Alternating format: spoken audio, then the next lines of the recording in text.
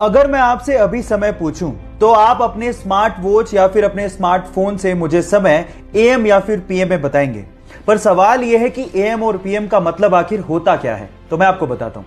हमारे पूरे दिन को 12-12 घंटे के इक्वल पार्ट्स में डिवाइड किया गया है।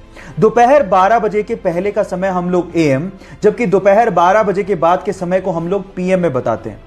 अब एएम का मतलब होता है एंटी मरीडियन, यानी कि दोपहर 12 बजे से पहले, और पीएम का मतलब होता है पोस्ट मरीडियन, यानी कि दोपहर 12 बजे के बाद। अब ये भूलिएगा मत। क्या आपको पहले से बात पता थी? और नहीं पता थी तो चैट सेक्शन में लिखना मत भूलिएगा।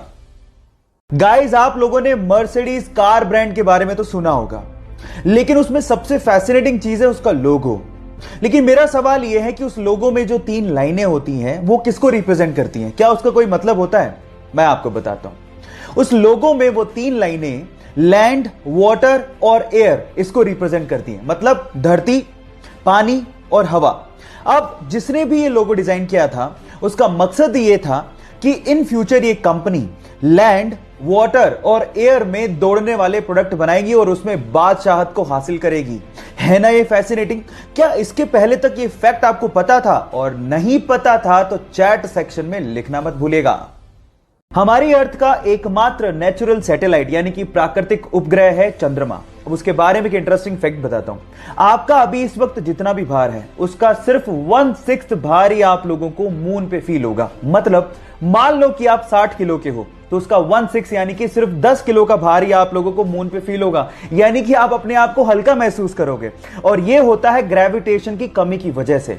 और अगर मान लो आपको अपना भार कम करना है तो जिम जाने की बजाय आप चंद्रमा पे चले जाओ, वो ज्यादा अच्छा है। Just kidding. ये आपको पता था या नहीं पता था? चैट सेक्शन में लिखना मत भूलिएगा। गाइस, ये तो आपको पता ही है कि प्लेन्स बहुत ज्यादा भारी होते हैं।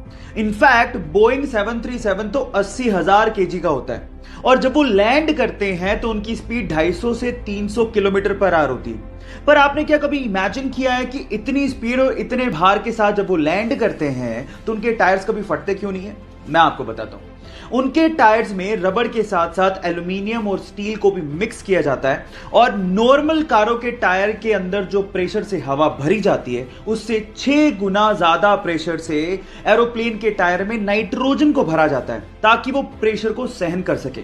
क्या आपको इससे पहले तक ये फैक्ट पता था? नहीं पता था तो चैट सेक्शन में लिखना मत भूलिएगा, और हमारे यूट्यूब चैनल को सब्सक्राइब करना मत भूलिएगा। लिंक बायो में गिवन है।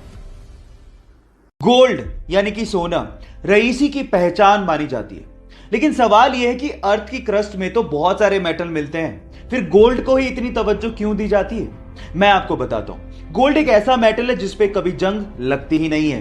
एक्चुअली जब भी कोई मेटल ऑक्सीजन और मॉइस्चर के कांटेक्ट में आता है तो उस पे जंग लगनी शुरू हो जाती है, जैसे कि लोहे का ब्राउन हो जाना, चांदी का काली हो जाना, कॉपर का ग्रीन हो जाना। ये सब कोरोजन यानी कि जंग लगने की वजह से ही होता है। लेकिन गोल्ड एक अनरिएक्टिव मेटल है जो ऑक्सीजन और मॉइस्चर के साथ रिएक्ट करता ही नहीं है। इसीलिए अर्थ की क्रस्ट से जब सोने को निकाला जाता है तो उसे प्रोसेस करने तक की जरूरत नहीं पड़ती, क्योंकि वो प्योर फॉर्म में ही पाया जाता है।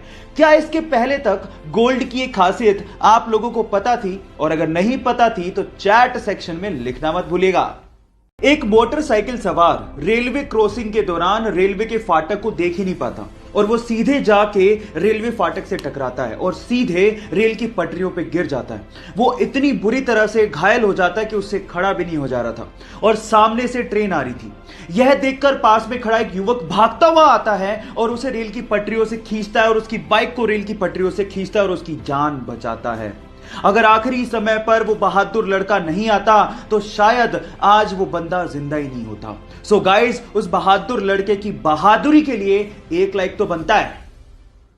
आज अगर हमें जरा सी भी चोट लग जाए तो हम लोग तुरंत बैंडेड का इस्तेमाल कर लेते हैं ताकि खून को बहने से रोका जा सके। लेकिन क्या आपको पता है कि बैंडेड के इन्वेंशन से पहले यह काम कैसे होता था? मैं आपको बताता हूं। पुराने जमाने में खून के थक्के को जमाने के लिए या फिर खून के बहाव को रोकने के लिए मकड़ी के जाले का इस्तेमाल होता था। जी हां गाइस, क्योंकि मकड़ी के जाले में विटामिन के होता है तो वो खून के थक्के को जमाने में मदद करती है। क्या आपको इसके पहले से यह फैक्ट पता था? और अगर नहीं पता था तो चैट सेक्शन में लिखना मत भूलिएगा।